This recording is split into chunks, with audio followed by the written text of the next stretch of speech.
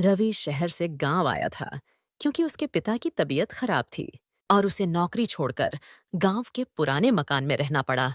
यह मकान उसके दादा दादी का था, जो बरसों पहले रहस्यमय तरीके से चल बसे थे।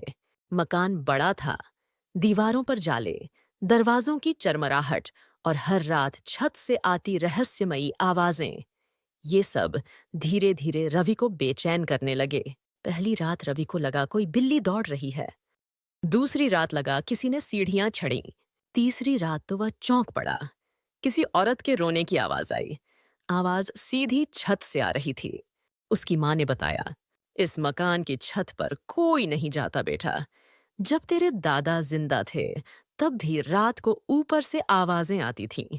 उन्होंने छत पर ताला लगवा दिया था। रवि ने तय किया कि वह इस रहस्य का पता लगाएगा। अगली रात उसने छुपकर छत की सीढ़ियों पर कैमरा लगाया और खुद भी जागता रहा। ठीक आधी रात को कैमरे में कुछ हिला, एक सफेद साया जो छत की ओर बढ़ रहा था।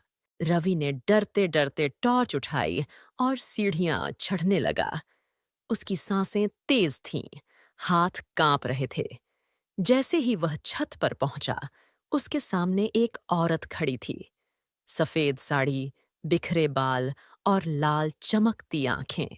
रवि ने कांपती आवाज में पूछा। क- कौन हो तुम? भूतनी ने धीमी आवाज में कहा।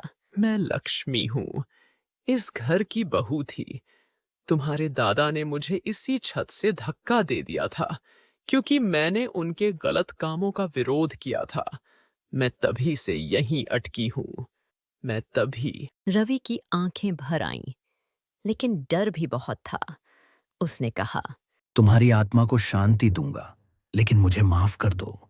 लक्ष्मी ने मुस्कुरा कर कहा। सच सामने लाओ, तभी मैं मुक्त हो सकूंगी। अगले दिन रवि ने गांव के लोगों को बुलाकर सारी कहानी बताई। पुरानी किताबों और कागजों से सबूत निकाले गए। अंत में लक्ष्मी के नाम पर छत पर एक छोटा मंदिर बनाया गया। उस रात पहली बार मकान शांत था।